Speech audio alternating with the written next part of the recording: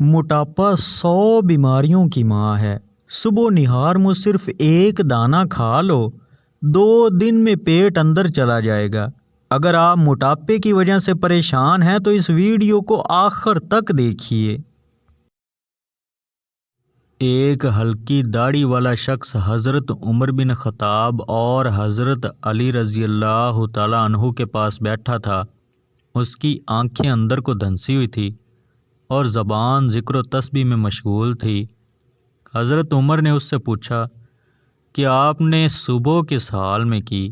اس آدمی نے عجیب سے انداز سے جواب دیا کہ میں نے اس حال میں صبح کی کہ فتنے کو پسند کرتا ہوں اور حق بات سے کراہت کرتا ہوں اور بغیر وضو کے نماز پڑھتا ہوں، اور میرے لیے زمین پر وہ چیز ہے جو آسمان پر اللہ کے لیے نہیں ہے۔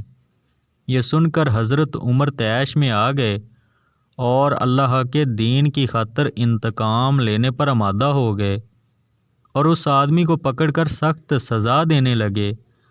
حضرت علی نے ہنستے ہوئے کہا، اے امیر المؤمنین، یہ شخص جو یہ کہتا ہے وہ فتنے کو پسند کرتا ہے، اس سے اس کی مراد مال اور اولاد ہے، جیسا کہ اللہ تعالیٰ کے اس فرمان میں مال اور اولاد کو فتنہ کہا گیا ہے، اور حق کو ناپسند کرتا ہے، اس سے مراد موت کی ناپسندیدگی ہے، جیسا کہ اللہ تعالیٰ نے فرمایا، اور بغیر وضو کے نماز پڑھتا ہے، اس سے مراد نبی کریم صلی اللہ علیہ وآلہ وسلم پر صلاۃ درود بھیجنا۔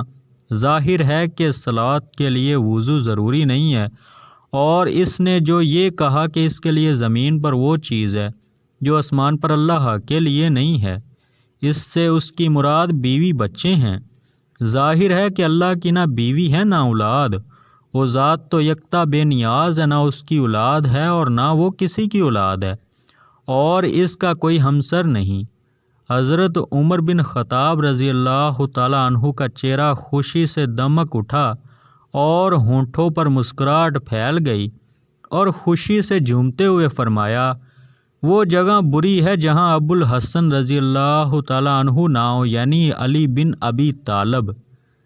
صبح نہار منہ لہسن کی 2 تریاں، 1 کپ لیموں قہوے کے ساتھ کھا لیں، تمہارے پیٹ کی چربی برف کی طرح پگھل جائے گی۔